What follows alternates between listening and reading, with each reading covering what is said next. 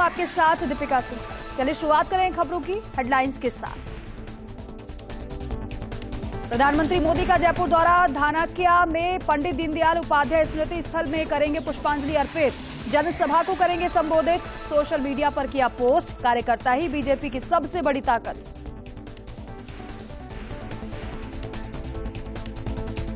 मुख्यमंत्री गहलोत का जोधपुर दौरा, कई कार्यक्रमों में करेंगे शिरकत, महाधिवक्ता कार्यालय और रेल ओवरब्रिज का करेंगे लोकार्पण।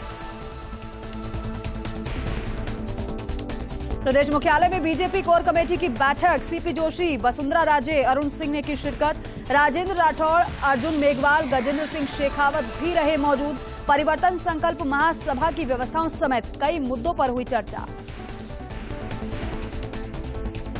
विवाह के बंधन में बंधे राघव और परिणीति, लेक सिटी में लगा पावड़ों का जमावड़ा, केजरीवाल, भगवंत मान समेत कई हस्तियों ने की शिरकत।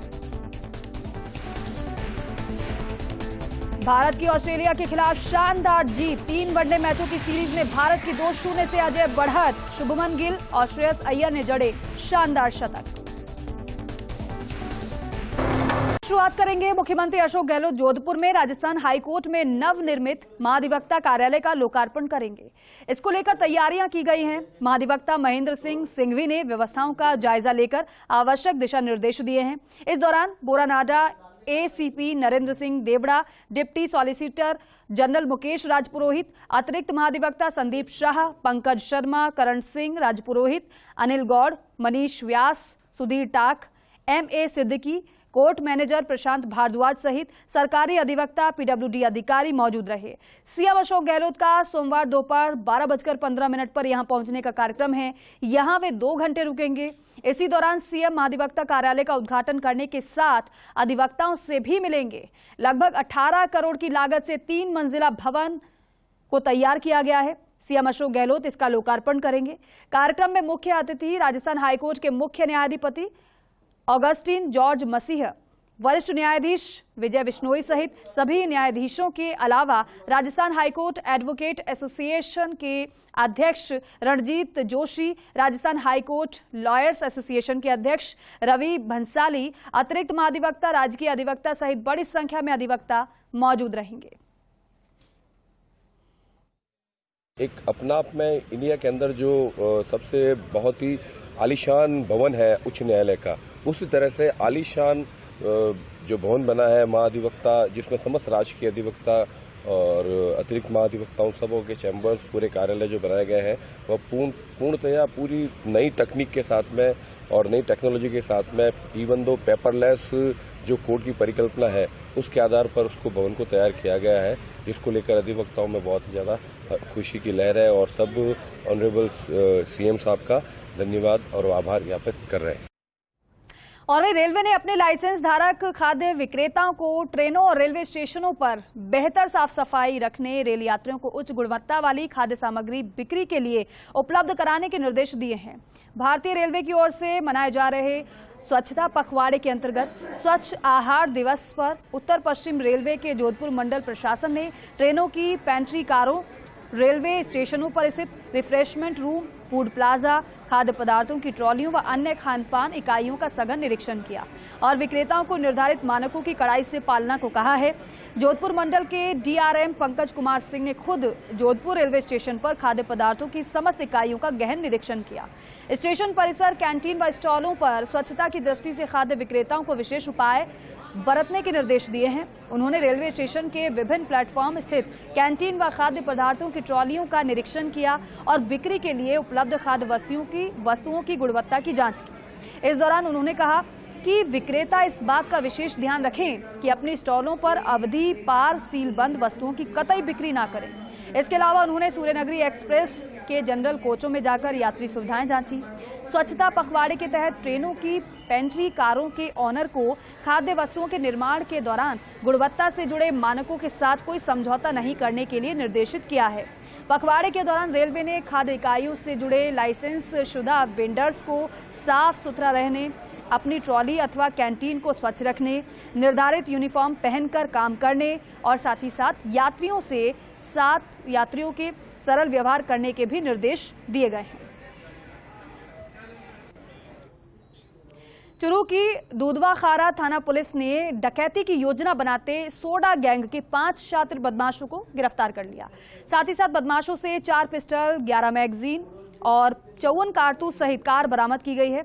एसपी राजेश कुमार मीना ने बताया है कि पुलिस गश्त के दौरान रास्ते में बावरियों की ढाणी के पास एक कार खड़ी दिखाई दी थी। पुलिस को देख कार सवार 5 बदमाश फरार हो गए, जिनके पास लोडेड हथियार थे। दूधवा खारा पुलिस टीम ने पीछा कर 5 बदमाशों को दबोच लिया है। बदमाशों को तारानगर कोर्ट में पेश कर पुलिस रिमांड पर लिया गया है। कुल 5 लोग हैं। इनके पास एक जो गाड़ी है वो पकड़ी है और इनके पास से लोडेड हथियार मिले हैं। 4 पिस्टल हैं, 11 मैगजीन है और 54 राउंड है, 54 राउंड है। और इसके बारे में इन सबसे इनके जो पहले के आपराधिक रिकॉर्ड हैं इन व्यक्तियों के, वो संबंधित थाने से लेकर और इनके जो बाकी भी साथी हैं, बाकी अपराधी हैं जो कि जगह जगह अलग अलग जिलों में हैं, तो उनसे भी संपर्क करके उनके साथ टीमें काम कर रही हैं। और जयपुर में शुक्रवार रात ताबड़तोड़ फायरिंग मामले में जवाहर सर्किल थाना पुलिस ने 2 बदमाशों को गिरफ्तार कर लिया है। पुलिस ने दोनों बदमाशों के कब्जे से देसी कट्टा, कारतूस और बाइक बरामद की है।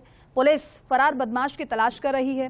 फिलहाल पुलिस के सामने ये आया है पूछताछ में कि थप्पड़ मारने का बदला हत्या से लेने के चलते फायरिंग की गई थी। टारगेट मिस होने पर गाड़ियों में तोड़फोड़ करने के बाद हवाई फायर कर फरार हो गए थे। डीसीपी ईस्ट ज्ञानचंद यादव ने बताया है कि मामले में आरोपी बादल सिंह और आदित्य शर्मा को गिरफ्तार किया गया है। अब पुलिस तीसरे बदमाश की तलाश कर रही है। सिंधी कॉलोनी के अंदर जो 22 तारीख की नाइट में करीब 11 साढ़े 11 बजे वहाँ कॉलोनी की गार्ड से 2 लड़के आपस में बातचीत करे उलझे, उनके आपस में कहासुनी हुई। तदुपरांत वो लड़के 2 लड़कों को और लेके आए मौके पे और आते ही गार्ड के साथ में मारपीट की। मारपीट करने के बाद में जो कॉलोनी वाले बाहर आए तो उनके ऊपर धड़ाधड़ उन्होंने 3-4 राउंड फायर किए। मौके से 3 राउंड मिले हैं। जयपुर में 21 सितंबर को जगतपुरा रेलवे स्टेशन के पास ट्रेन में सीट पर बैठाने की बात पर एक व्यक्ति की हत्या कर दी गई थी। इस मर्डर में पुलिस ने सीसीटीवी फुटेज के आधार पर आरोपियों की पहचान कर एक मास्टरमाइंड को गिरफ्तार कर लिया है। रविवार को वारदात का खुलासा करते हुए डीसीपी ईस्ट ज्ञानचंद यादव ने बताया है आरोपी दौसा का रहने वाला जितेंद्र मीणा है। उसने साथियों के साथ मिलकर 21 सितंबर को जगतपुरा स्टेशन पर चंद्रास मीणा पर जानलेवा हमला कर जान ले ली थी। वारदात के बाद फरार बदमाशों की तलाश में जवाहर सर्किल थाना प्रभारी की टीम ने सीसीटीवी फुटेज खंगाले। ट्रेन में आने जाने वाले यात्रियों व कर्मचारियों से पूछताछ भी की, जिसमें आरोपी जितेंद्र मीणा चिन्हित हो गया। फिलहाल पुलिस आरोपी से पूछताछ कर रही है। उपरांत वो लड़के 2 लड़कों को और लेके आए मौके पे और आते ही गार्ड के साथ में मारपीट की। मारपीट करने के बाद में जो कॉलोनी वाले बाहर आए तो उनके ऊपर धड़ाधड़ उन्होंने 3-4 राउंड फायर किए। मौके से 3 राउंड मिले हैं और इसमें तो मुख्य सरगना बादल जगीना का रहने वाला है भरतपुर का, उसको गिरफ्तार कर लिया और दूसरा जो उसका साथी आदित्य शर्मा उसको भी अभी गिरफ्तार कर लिया गया है। और ये वारदात उन्होंने यहाँ पर डर का माहौल सनसनी फैलाने के लिए करना अभी तक में बताया। और चूंकि उनका कहना है कि उन गार्ड घूम रहे थे, गार्ड ने हमें टोका, टोकने की बात को लेकर गार्ड से कॉलोनी वालों से सूचना मिली तो उनने डर पैदा करने के लिए ये वारदात की। खबर दौसा से है, जहां दौसा के निहालपुरा गांव में आयोजित बाबा रामदेव के विशाल मेले का आयोजन हुआ, जिसमें लोकसभा अध्यक्ष ओम बिरला ने शिरकत की। इस दौरान मंदिर कमेटी की ओर से लोकसभा स्पीकर ओम बिरला का भव्य स्वागत किया गया। हेलीपैड पर राज्यसभा सांसद किरोड़ीलाल मीणा, भाजपा नेता भूपेंद्र सैनी, पूर्व मंत्री वीरेंद्र मीणा, भाजपा नेता लोकेश शर्मा, भाजपा जिलाध्यक्ष पीडी शर्मा सहित कई भाजपाई पहुंचे और बिरला का स्वागत किया। लोकसभा स्पीकर ओम बिरला ने भगवान बुद्ध और डॉक्टर भीमराव अंबेडकर की प्रतिमा का अनावरण भी किया। कार्यक्रम में पहुंचे राज्यसभा सांसद किरोड़ीलाल मीणा ने संबोधित करते हुए कहा कि वे बाबा साहब का दिल से आदर व सम्मान करते हैं। बाबा साहब को किसी दायरे में कैद नहीं किया जा सकता। आज भी वो समाधि पर लाखों लोग हिंदुस्तान के अलग अलग क्षेत्रों से पैदल चलते हुए, दंडवत करते हुए और जिस तरीके से हम सबके लिए आराध्य है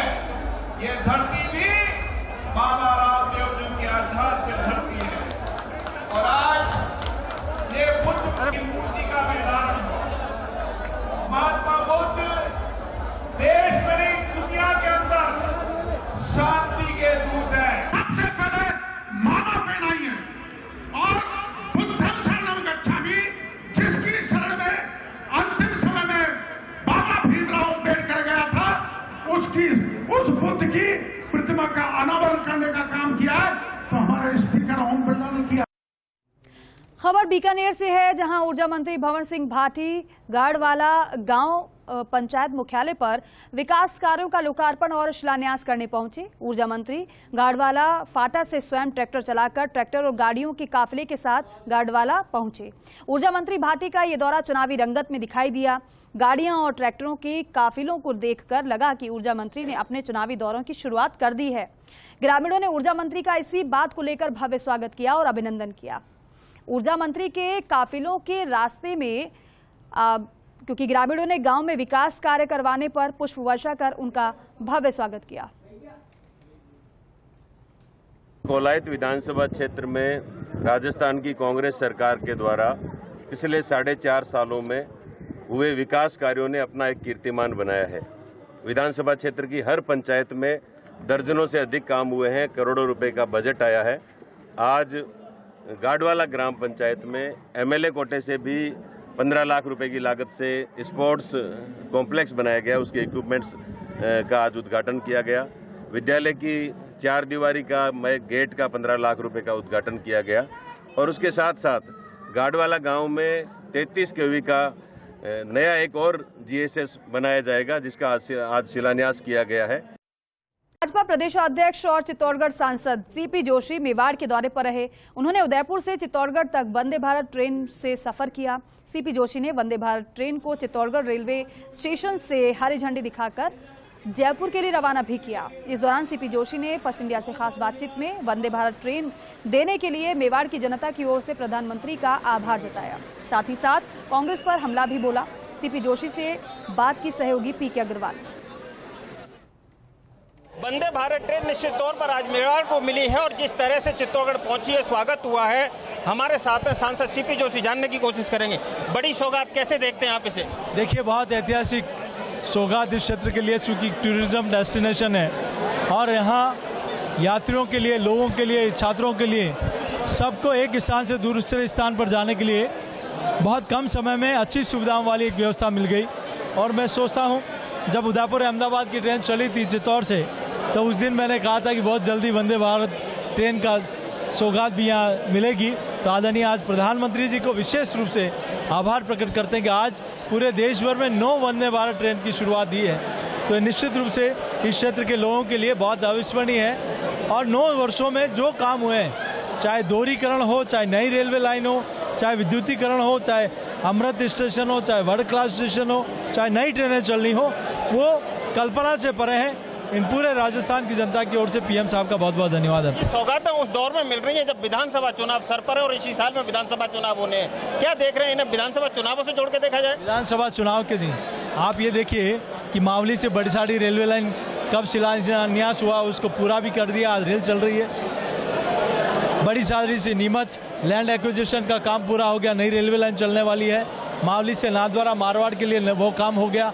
आज रेलवे स्टेशन में आप देखिए, फुट ओवर ब्रिज हो चाहे लिफ्ट हो, ऐसे अनेक काम हो गए। नई ट्रेनें पिछले 9 वर्षों में कई ट्रेनें चल गई और आज ये काम भी हुआ है। तो निश्चित रूप से बहुत बड़ा काम आदरणीय प्रधानमंत्री जी के आशीर्वाद से मिला। तो ये थे सांसद और भाजपा प्रदेश अध्यक्ष सीपी जोशी। इनका साफ शब्दों में कहना है कि जिस तरह के माहौल इन्हें मिला है, निश्चित तौर पर कहा जा सकता है कि वंदे भारत ट्रेन मेवाड़ के लिए बड़ी सौगात। कैमरा पर्सन चंद्रेश जैन के साथ PK Agarwal, first India news, Chittorgarh. Paytm foundation और आयुष्मान भारत के सहयोग से गवर्नमेंट मेडिकल कॉलेज कठुआ में ऑक्सीजन प्लांट भेंट किया गया। इस दौरान केंद्रीय मंत्री जितेंद्र सिंह की ओर से पेटीएम का आभार जताया गया और जम्मू कश्मीर के लोगों के स्वास्थ्य की रक्षा के लिए इस ऑक्सीजन प्लांट का बहुत सहयोग मिलेगा।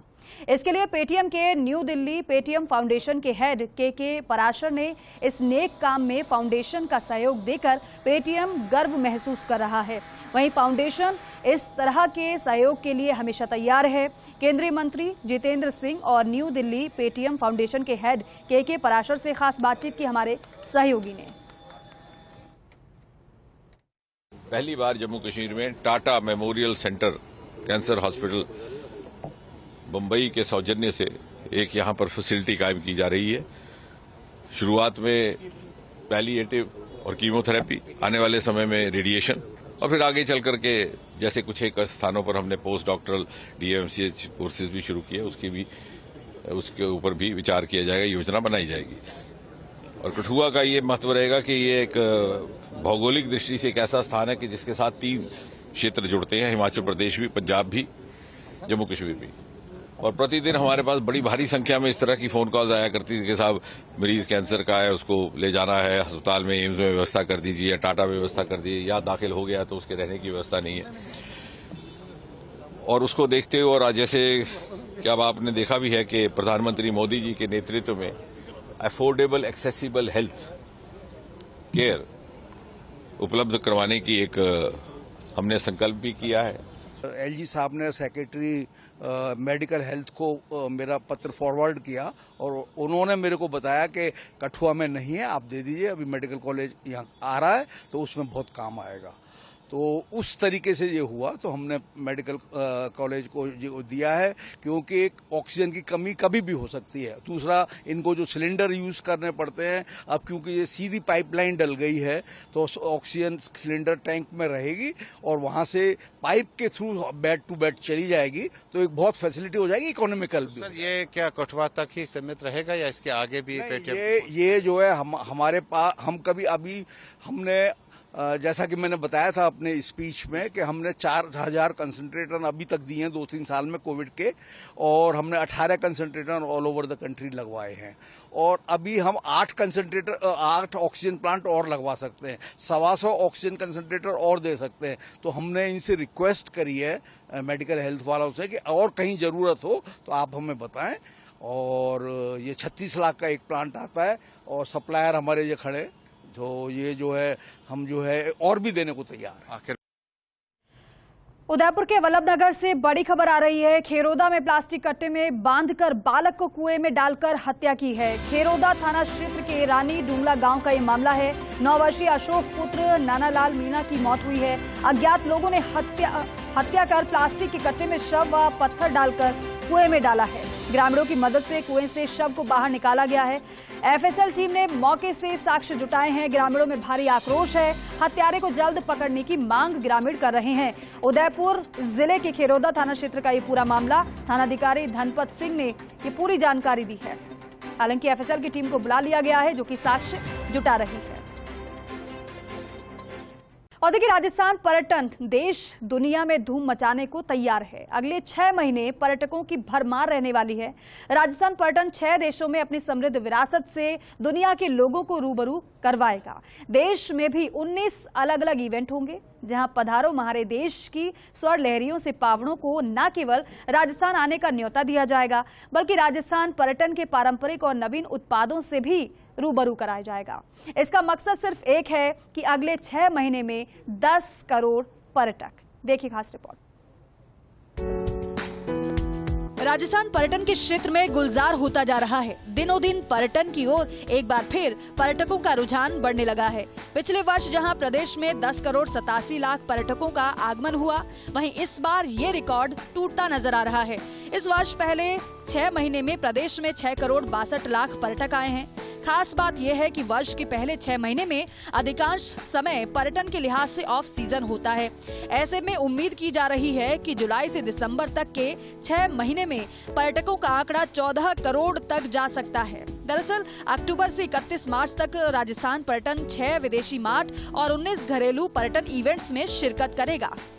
IFTM टोप्रेसा फ्रांस 3 से 5 अक्टूबर, टूरिज्म एक्सपो टोक्यो जापान 26 से 29 अक्टूबर, WTM लंदन 6 से 8 नवंबर, Qatar travel mart Doha Qatar 20 से 22 नवंबर, फितूर मद्रिद स्पेन 24 से 28 जनवरी, ITB बर्लिन जर्मनी 5 से 7 मार्च, Gujarat travel fair expo Ahmedabad 3 से 5 अक्टूबर, पाटा ट्रेवल मार्ट नई दिल्ली 4 से 6 अक्टूबर, ट्रेवल ट्रेड जर्नल इंदौर 14 अक्टूबर, हॉलिडे एक्सपो विजाग 3 से 4 नवंबर, ITM जम्मू 23 से 25 नवंबर, IITM पुणे 24 से 26 नवंबर, IITM हैदराबाद 1 से 3 दिसंबर, IITE मदुरई 8 से 10 दिसंबर, टूरिज्म फेयर सिलीगुड़ी 15 से 17 दिसंबर, ट्रैवल एंड टूरिज्म बाजार बिलासपुर 17 से 19 दिसंबर, ITM चंडीगढ़ 23 से 25 दिसंबर,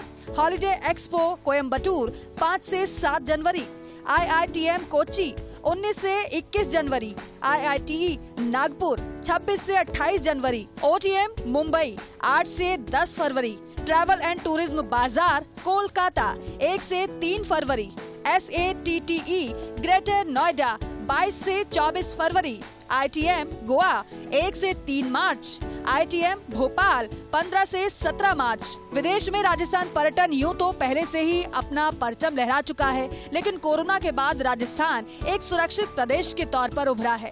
ऐसे में विदेशी और घरेलू पर्यटकों के लिए राजस्थान वर्तमान में सबसे पसंदीदा प्रदेश के तौर पर उभरा है। पर्यटन मंत्री विश्वेंद्र सिंह के नेतृत्व में विभाग की प्रमुख सचिव गायत्री राठौड़, निदेशक डॉक्टर रश्मि शर्मा और टीम ने जोरदार काम किया है। इधर पर्यटन निगम अध्यक्ष धर्मेंद्र राठौड़ ने खुद आगे आकर देश विदेश में राजस्थान पर्यटन के प्रचार प्रसार में कोई कसर नहीं छोड़ी। पुरातत्व निदेशक डॉक्टर महेंद्र सिंह खड़गावत के नेतृत्व में प्रदेश के स्मारकों पर जो काम हुआ है, उसमें भी पावड़ों में बेहतर मैसेज पहुंचा है। अक्टूबर से मार्च तक के 6 महीनों में देश विदेश में होने वाले इवेंट्स में राजस्थान पर्यटन के पारंपरिक और नवीन उत्पादों के शोकेस से राजस्थान पर्यटन में और बूस्ट आएगा। पैलेस ऑन व्हील्स के संचालन से हमारे पर्यटन उत्पादों की ब्रांडिंग होगी। इसलिए उम्मीद है कि राजस्थान पर्यटन आने वाले 6 महीनों में नया रिकॉर्ड बनाएगा। Nirmal Tiwari, first India news, Jaipur. प्रदेश के लाखों वाहन स्वामियों के लिए परिवहन विभाग से खबर आई है कि अप्रैल 2019 से पूर्व के सभी वाहनों पर अब आवश्यक रूप से हाई सिक्योरिटी रजिस्ट्रेशन प्लेट लगाई जाएगी। परिवहन विभाग ने इस संबंध में आदेश भी जारी कर दिए हैं। देखें रिपोर्ट। राजस्थान में 50 लाख से अधिक वाहनों पर अब हाई सिक्योरिटी रजिस्ट्रेशन प्लेट लगाई जाएगी। सुप्रीम कोर्ट के आदेशों की पालना में देश भर में ये कवायद की जा रही है। कई प्रदेशों में ये काम काफी पहले शुरू हो चुका है। अब राजस्थान में भी देरी से सही, लेकिन अप्रैल 2019 से पूर्व के सभी वाहनों पर हाई सिक्योरिटी रजिस्ट्रेशन प्लेट लगाने का काम शुरू होगा। परिवहन विभाग ने ये काम वाहन निर्माता कंपनियों और उनके अधिकृत डीलरों को देने का फैसला लिया है। इसके लिए परिवहन आयुक्त कन्हैया लाल स्वामी ने विस्तृत आदेश जारी किए हैं।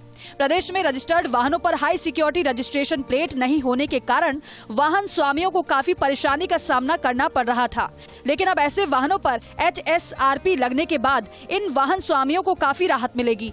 प्रदेश में अप्रैल 2019 से पूर्व के पंजीकृत वाहनों को ये रजिस्ट्रेशन प्लेट लगवाना अनिवार्य किया गया है।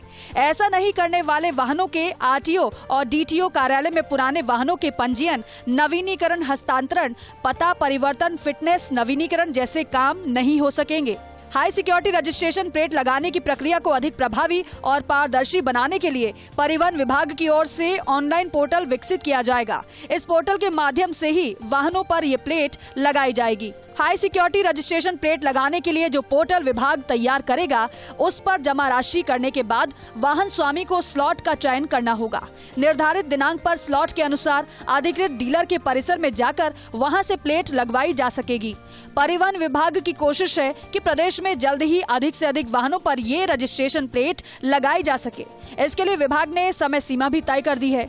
आपको बताते हैं कि वाहनों पर हाई सिक्योरिटी रजिस्ट्रेशन प्लेट लगवाने की समय सीमा क्या होगी। ऐसे वाहन जिनके पंजीयन क्रमांक का अंतिम अंक 1 या 2 है, उन्हें 30 नवंबर 2023 तक ये प्लेट लगवानी होगी। ऐसे वाहन जिनके पंजीयन क्रमांक का अंतिम अंक 3 या 4 है, उन्हें 31 दिसंबर 2023 तक ये प्लेट लगवानी होगी। ऐसे वाहन जिनके पंजीयन क्रमांक का अंतिम अंक 5 या 6 है, उन्हें 31 जनवरी 2024 तक के प्लेट लगवानी होगी। ऐसे वाहन जिनके पंजीयन क्रमांक का अंतिम अंक 7 या 8 है, उन्हें 29 फरवरी 2024 तक ये प्लेट लगवानी होगी। ऐसे वाहन जिनके पंजीयन क्रमांक का अंतिम अंक 9 या 0 है, उन्हें 31 मार्च 2024 तक ये प्लेट लगवानी होगी। अब आपको बताते हैं कि परिवहन विभाग ने वाहनों पर हाई सिक्योरिटी रजिस्ट्रेशन प्लेट लगवाने का क्या शुल्क तय किया है। दोपहिया वाहन के लिए 425 रुपए चार्ज किए जाएंगे। तिपहिया वाहन के लिए 470 रुपए वसूल किए जाएंगे। चौपहिया वाहन LMV के लिए 695 रुपए तय किए गए। मध्यम एवं भारी मोटर वाहन के लिए 730 रुपए लगेंगे। ट्रैक्टर पर HSRP के लिए 495 रुपए चार्ज किए जाएंगे। अप्रैल 2019 से पहले के जिन वाहनों पर high security registration number plate नहीं थी, उन्हें दूसरे प्रदेशों में परेशानी हो रही थी। बहुत से वाहन स्वामी ऐसे थे जिन्हें पड़ोसी राज्यों में मोटा जुर्माना चुकाना पड़ रहा था, लेकिन अब देर से ही सही राजस्थान में भी अप्रैल 2019 से पहले के करीब 50 लाख वाहनों पर हाई सिक्योरिटी रजिस्ट्रेशन प्लेट लगाने का काम शुरू होने वाला है। कैमरामैन विनोद के साथ Shivendra Pratap Singh Parmar, first India news, Jaipur. और चलिए इस रिपोर्ट के साथ ही फिलहाल इस बुलेटिन में बस इतना ही। आप देखते रहिए फर्स्ट इंडिया न्यूज। नमस्कार।